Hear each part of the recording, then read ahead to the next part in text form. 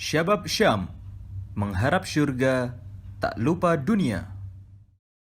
Bismillahirrahmanirrahim. Assalamualaikum warahmatullahi wabarakatuh. Alhamdulillahirabbil alamin, wassalatu wassalamu ala asrafil anbiya'i wal mursalin, nabiyyina Muhammadin wa ala alihi wa ashabihi ajmain, amma ba'du. Alhamdulillah, bapak-bapak, ibu-ibu, rekan-rekan muslim dan muslimah, tidak terasa bulan suci Ramadan kian hari kian meninggalkan kita. Yang menjadi pertanyaan sekaligus menjadi evaluasi bagi kita adalah apa yang sudah kita perbuat selama bulan suci Ramadan ini. Apa saja, apakah sudah maksimal atau belum? Kalau belum, mari kita manfaatkan sisa-sisa hari di bulan Ramadan ini untuk terus mendekatkan diri kepada Allah Subhanahu wa Ta'ala. Bapak, Ibu, rekan-rekan muslim dan muslimah yang dirahmati oleh Allah Subhanahu wa Ta'ala,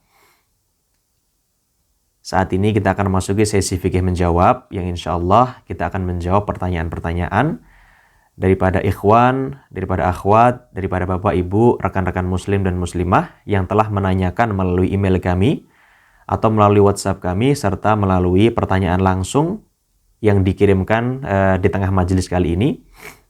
Dan saat ini kita telah mendapatkan satu pertanyaan.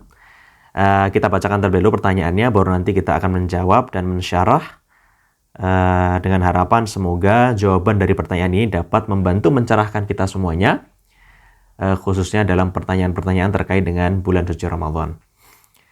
Pertanyaannya adalah, Bismillahirrahmanirrahim. Assalamualaikum Ustadz, Afwan izin menanyakan, apakah ada amalan khusus untuk para akhwat yang tengah menghadapi masa haid maupun nifas di bulan suci Ramadan? Barakallahu fikum. Wa fiki barakallah. Bismillahirrahmanirrahim. Jadi benar bapak-bapak, ibu-ibu, rekan-rekan muslim dan muslimah, kita sepatutnya sebagai seorang muslim maupun muslimah, tentu kita tidak ingin kehilangan atau kerugian, ya, mendapatkan kerugian di bulan suci Ramadan ini, karena disebutkan dalam hadis yang bunyinya adalah ragima anfu abdin idza adrakahur Ramadan wa lam yadkhulul jannah. Au kama qala. Artinya apa? Merugi sekali orang-orang yang ketika dia datang bulan suci Ramadan, dia tidak bisa masuk surga. Maksudnya apa? Tidak bisa memanfaatkan keistimewaan, tidak bisa memanfaatkan privilege di bulan suci Ramadan itu untuk kita, semakin memudahkan kita dalam menambah amalan-amalan untuk kita masuk ke dalam surganya Allah Subhanahu wa Ta'ala. Nah, ketika kita membahas seperti itu, maka kita juga akan mendapatkan kondisi-kondisi di mana banyak sekali para akhwat, ya, secara tabi'i, secara normal akan mengalami masa haid, dan juga bagi yang telah melahirkan akan mendapatkan masa darah nifas. Nah, di kondisi-kondisi ini maka seorang akhwat tersebut tidak dapat mengikuti ibadah-ibadah sebagaimana dikerjakan oleh para ikhwan, yaitu puasa Ramadan, kemudian sholat 5 waktu, dan ibadah-ibadah yang lainnya. Sehingga untuk momentum Ramadan ini perlu kita garis bawahi, jangan sampai kita merugi, jangan sampai kita hanya berdiam diri dan tidak melakukan ibadah apapun, sehingga kita masuk ke dalam golongan orang-orang yang merugi tadi yang telah disebutkan, bahwasannya ketika datang bulan suci Ramadan maka merugilah orang-orang yang tidak dapat masuk surga dengan manfaatkan momentum bulan suci Ramadan tersebut. Kalau kita berbicara terkait dengan ibadah, maka banyak sekali ibadah maupun amalan-amalan bagi para akhwat khususnya di bulan suci Ramadan, ya. Namun ana ingin mencoba untuk menyebutkan amalan-amalan yang kami garis bawahi, yang kami anggap penting untuk tidak ditinggalkan, meskipun akan sangat banyak sekali amalan, ya. Mungkin ada 3 atau 4 amalan yang akan kita sebutkan. Nah, nanti barangkali teman-teman, bapak-bapak, ibu-ibu, muslim-muslimah ingin menambahkan, silahkan, ya. Karena apa? Karena banyak sekali tersebar di luar sana bahwasannya tidurnya atau hadis ini adalah hadis lemah, ya. Bahkan beberapa ulama mengatakan ini adalah hadis palsu. Yang bunyinya adalah tidurnya orang yang berpuasa itu ibadah. Nah, orang dimaknai dengan tidurnya orang berpuasa ini ibadah sehingga orang-orang lebih memilih tidur. Ustadz, ana mending tidurlah daripada ana nonton TV, daripada ana scroll Instagram, nonton yang enggak, mendingan ana tidur. Kayak lebih baik deh buat anak daripada anak harus scroll Instagram. Kalau misalkan bisa melakukan ibadah yang lain, kenapa tidak? Ya, yang pertama adalah belajar, ya, untuk para akhwat, untuk para muslimah, ibu-ibu, belajar itu merupakan ibadah paling mudah di bulan suci Ramadan. Dengan apa? Dengan cara ya mungkin menyimak kajian di YouTube, belajar membaca kitab-kitab, ya, membaca apapun belajar. Karena talabul ilmi, dalam hadis talabul ilmi fardhatun ala kulli muslim, dan di sebagian riwayat disebutkan wal muslimah. Menuntut ilmu itu merupakan kewajiban, ya, kewajiban, hukumnya wajib bagi setiap muslim dan juga muslimah. Supaya apa? Dengan belajar ini kita dapat menambah pengetahuan, khususnya pengetahuan tentang Islam, ya, sehingga karena zaman sudah semakin modern, zaman semakin berkembang, teknologi semakin maju, maka kita sudah sangat dimudahkan sekali. Kalau dulu mungkin para ulama ketika ingin belajar, dia harus menempuh perjalanan dari satu kota ke kota lain dengan menggunakan unta, itu hanya untuk mendapatkan satu hadis. Bayangkan Bapak Ibu-Ibu, sekarang Bapak-Bapak Ibu-Ibu hanya dalam waktu 2 detik atau bahkan 3 detik dengan mengetik pencarian Google, silahkan dicoba, itu langsung mendapatkan banyak sekali ilmu. Nah, itu bisa dimanfaatkan teknologi ini untuk belajar di bulan suci Ramadan agar mendapatkan ibadah. Ya, karena belajar merupakan bentuk atau bagian daripada ibadah, khususnya belajar menambah ilmu terkait dengan pengetahuan tentang agama Islam. Kalau misalkan malas membaca, bisa menyimak di YouTube karena banyak sekali kajian-kajian para asatidz yang membahas tentang fikih Ramadan atau mungkin kajian tentang nasihat-nasihat, maka itu bisa disimak, dijadikan ilmu baru bagi bapak-bapak, ibu-ibu dan juga sahabat-sahabat muslimah di luar sana. Kemudian yang kedua adalah zikir maupun sholawat. Nah, zikir dan sholawat ini merupakan ibadah yang sangat mudah, yang bisa dilakukan oleh siapapun, dimanapun, dalam tanda kutip tidak di tempat yang dilarang ya, seperti kamar mandi, ya, dan sangat ringan. Bapak-bapak, ibu-ibu cukup mengucapkan subhanallah, walhamdulillah, wala ilaha illallah, wallahu akbar, bisa mengatakan istighfar, bisa mengatakan subhanallah, subhanallah, tasbih, tahmid, takbir, dan lain sebagainya. Ya, karena Allah Subhanahu wa taala berfirman di dalam Al-Qur'an yang bunyinya adalah barang siapa yang berzikir kepada Allah, maka dia akan mendapatkan ketenangan hati. Nah, selain daripada ketenangan hati, tentunya akan ada pahala-pahala terkhusus, terlebih lagi di bulan suci Ramadan ini. Sehingga bagi ibu-ibu, bagi saudari-saudari muslimah di luar sana, marilah kita berzikir, jangan bermalas-malas. Ya, kalau misalkan Bapak Ibu ada yang pernah pergi ke Arab Saudi untuk umroh atau mungkin tur religi dan lain sebagainya, itu akan banyak menemukan tulisan-tulisan di dinding itu, bunyinya adalah basahilah lidahmu dengan zikir kepada Allah. Nah, kalimat-kalimat seperti ini merupakan kalimat ajakan yang mudah diucapkan oleh seluruh muslim maupun muslimah, yang kalau bisa jangan sampai ditinggalkan. Berbicara masalah zikir, anak ingin menggarisbawahi satu buah zikir yang ketika itu istri Rasulullah SAW yang bernama adalah Juwairiyah radhiyallahu anha.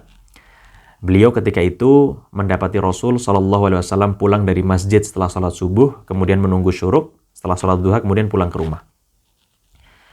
Kemudian kata Juwairiyah bertanya kepada Rasul, wahai Rasulullah, ya Rasulullah, engkau baru pulang, apa yang kau lakukan? Apa yang kau lakukan di masjid? Kemudian Rasulullah SAW mengajarkan satu buah zikir yang bunyinya adalah subhanallahi wa bihamdihi adada khalqihi wa ridha nafsihi wa zinata arshihi wa midada kalimatih. Dari sekian banyak zikir yang telah kita pelajari, dari sekian banyak zikir yang telah kita ketahui, zikir ini menjadi zikir yang bisa dibilang pamungkas. Ya, bisa dibilang ketuanya dari seluruh zikir. Kenapa seperti itu? Rasulullah SAW menjelaskan bahwasannya lau wuzinat bima kult mundul yaum lawazannatuhunna. Ya. Yang artinya adalah, wahai Juwairiyah, ketika engkau mengucapkan zikir ini dan ditimbang, maka timbangannya tidak akan mengalahkan, ya, tidak akan pernah kalah daripada zikir-zikir yang telah kau baca sepanjang hari.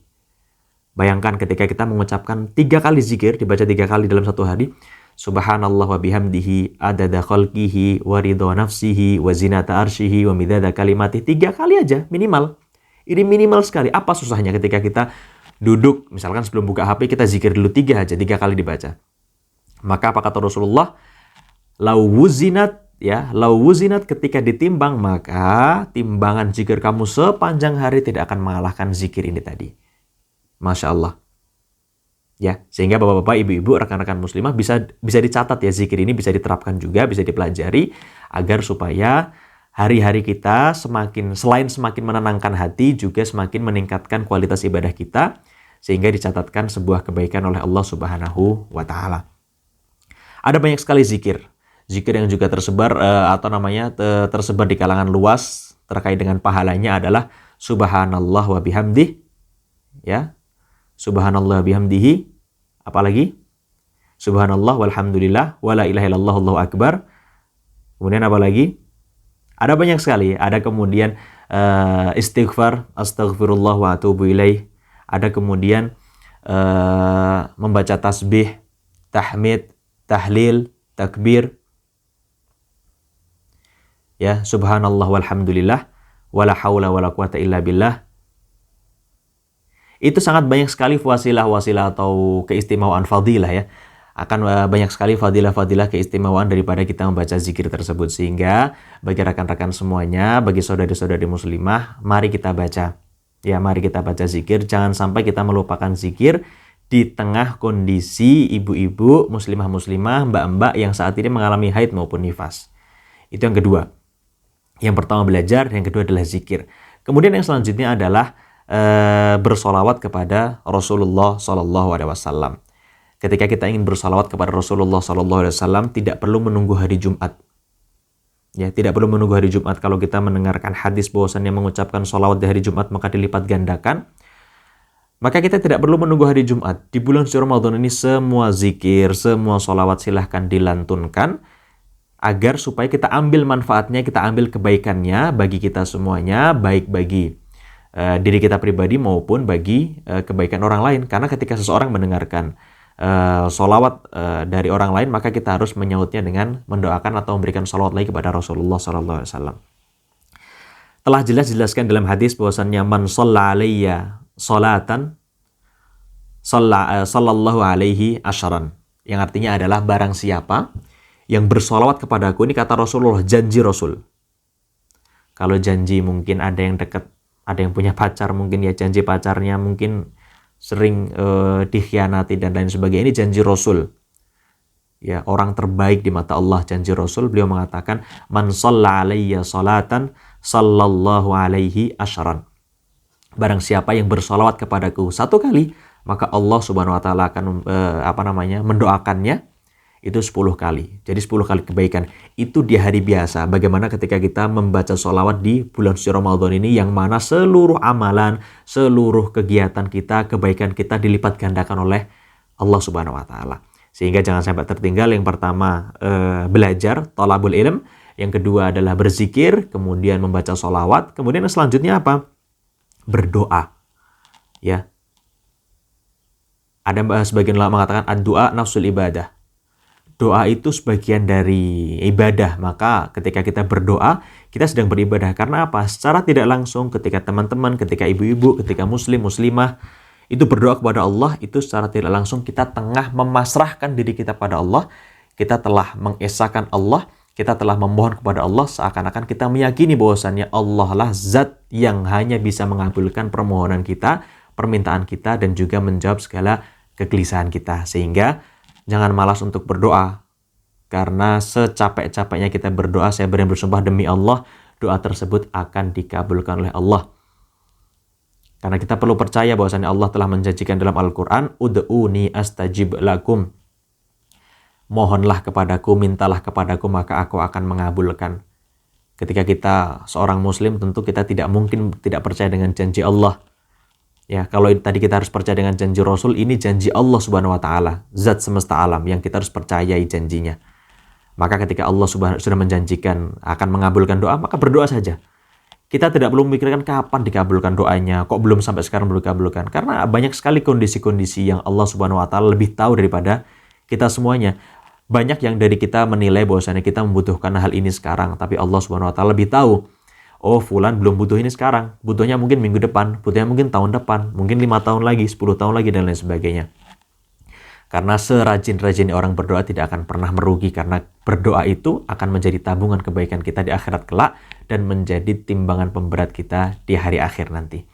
Nah, Kemudian selanjutnya adalah selain tadi ada thalabul ilm, berzikir, bersolawat, kemudian berdoa, ada yang terakhir adalah sedekah.